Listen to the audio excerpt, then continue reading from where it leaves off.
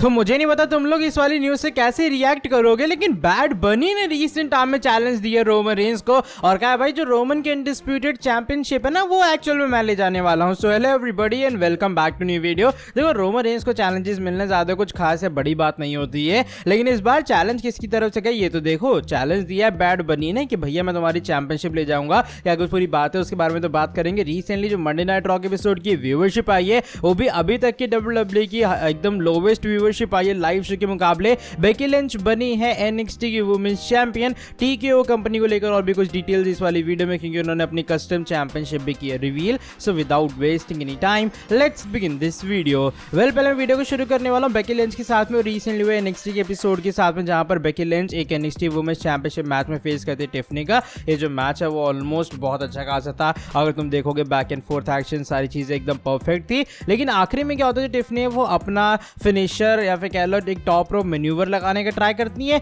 इससे Becky Lynch करती है डॉच, आखिर में लगाते हैं मैन हैंडल स्लैम। एक 10-15 मिनट की जद्दोजहद के बाद 1, 2 and 3 होता है और Becky Lynch out of nowhere NXT women's champion बन चुका है और ये कंप्लीट करता है NXT वुमेन्स टाइटल रेन के बाद as NXT's grand slam champion या overall grand slam champion company के अंदर, क्योंकि अब हमारी बेकी लिंच ने सभी की सभी चैंपियनशिप जीत ली है। पहले उन्होंने यही बस NXT टाइटल नहीं जीती थी, अब उन्होंने वो भी जीत ली है। मतलब overall Becky Lynch is now grand slam champion. इसको लेकर तुम्हारा क्या रिएक्शन है जरूर बता देना कमेंट सेक्शन के अंदर। लेकिन अब चलो बढ़ते हैं इसके बाद वाली अपडेट की तरफ, जो कि इस बार TKO कंपनी के बारे में जुड़ी है। TKO जिन लोगों को नहीं पता है वो WWE और UFC का मर्जर डील है। और साथ में तुम लोगों को ये भी बता दो कि इन लोगों ने रिसेंट टाइम में अपनी कस्टम चैंपियनशिप रिवील कर डाली है। पहले बता दो ये चैंपियनशिप जस्ट एक तरह का मर्जर सिंबल के लिए, क्योंकि दोनों जो ब्रांड्स है UFC और WWE इनके अंदर चैंपियनशिप चलती हैं या फिर ये लोग चैंपियनशिप रिप्रेजेंट करते हैं। तो तुम लोग TKO की चैंपियनशिप देख पा रहे हो जो कि बियांका बिलेर ने एक्चुअल में होल्ड करके रखी है।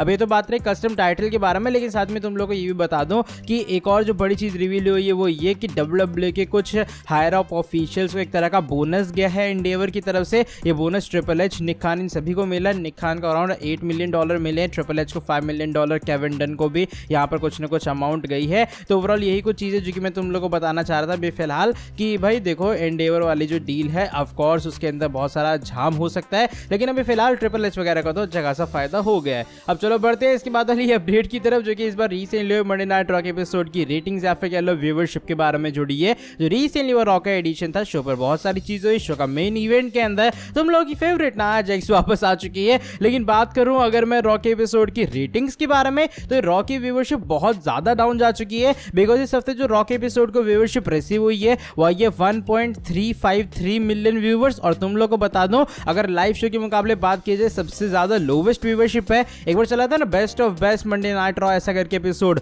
उसकी इससे कम व्यूअरशिप थी, जबकि वहां पर WWE ने सिर्फ पुराने एपिसोड्स चलाए थे। लेकिन तब से लेकर अब तक इस वाले शो की जो व्यूअरशिप है वो इतनी ज्यादा डाउनफॉल के अंदर गई है। पहले घंटे में जो व्यूअरशिप आती है वो आती है 1.367 मिलियन व्यूवर्स, दूसरे घंटे में हल्की बढ़ी है वो आई 1.402 मिलियन व्यूवर्स, लेकिन तीसरे और फाइनल घंटे के अंदर व्यूअरशिप जमीन के अंदर चली गई, वो पहुंच गई 1.292 मिलियन व्यूवर्स। तो भाई ये कुछ हाल है फिलहाल रिसेंटली मंडे नाइट रॉ का। बता जा रहा है NFL और जो फुटबॉल वगैरह है इससे अच्छा खासा कंपटीशन मिला था WWE को, दैट्स व्हाई रेटिंग्स इतना ज्यादा नीचे चली गई हैं। लेकिन मैं ये भी कहूंगी भैया मेन इवेंट में तो कुछ खास भी नहीं था, जो व्यूअरशिप 2 मिलियन क्रॉस कर जाती। तो बस यही कुछ थी अपडेट जो कि मुझे लगा देनी चाहिए रॉ की रेटिंग्स को लेकर, कि रॉ एकदम अपनी लोवेस्ट वाली रेटिंग्स के ऊपर पहुंच चुका है। लेकिन अब चलो बढ़ते हैं इसके बाद वाली अपडेट की तरफ, जो कि इस बार और किसी की नहीं बल्कि बैड बनी के बारे में जुड़ी है। बिकॉज बैड बनी ने आउट ऑफ नोवेयर चैलेंज एक दे डाला रोमन रेंस को। इवन उन्होंने यहाँ पर ये बात भी कह डाली है कि वो रोमन रेंस से चैंपियनशिप लेने का प्लान कर रहे हैं। अब देखो होता क्या रिसेंट टाइम के अंदर वैनिटी फेयर की तरफ से एक तरह का बैड बनी का इंटरव्यू होता हुआ नजर आया। बैड बनी अपने इस इंटरव्यू के अंदर बहुत सारी चीजों के बारे में बात करते हैं,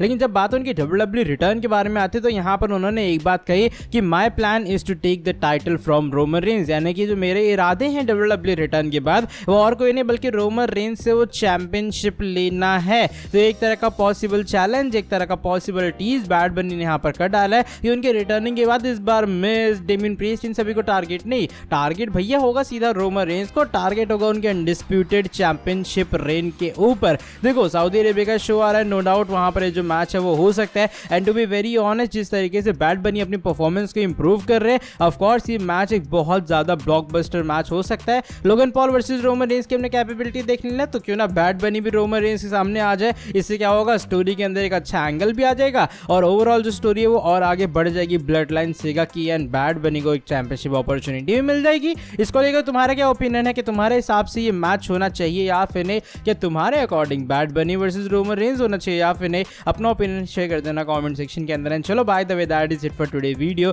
अगर तुम्हें ये वाली वीडियो पसंद आई है, इस वाली वीडियो को नीचे लाइक करो एंड साथ ही में जो लोग चैनल के ऊपर न्यू है सब्सक्राइब नहीं किया सब्सक्राइब कर देना चैनल को, बेल नोटिफिकेशन को कर देना ऑन। अब मैं तुमसे मिलता हूँ आके नेक्स्ट वीडियो के अंदर बहुत ज़्यादा जल्दी। Till then bye bye, take care.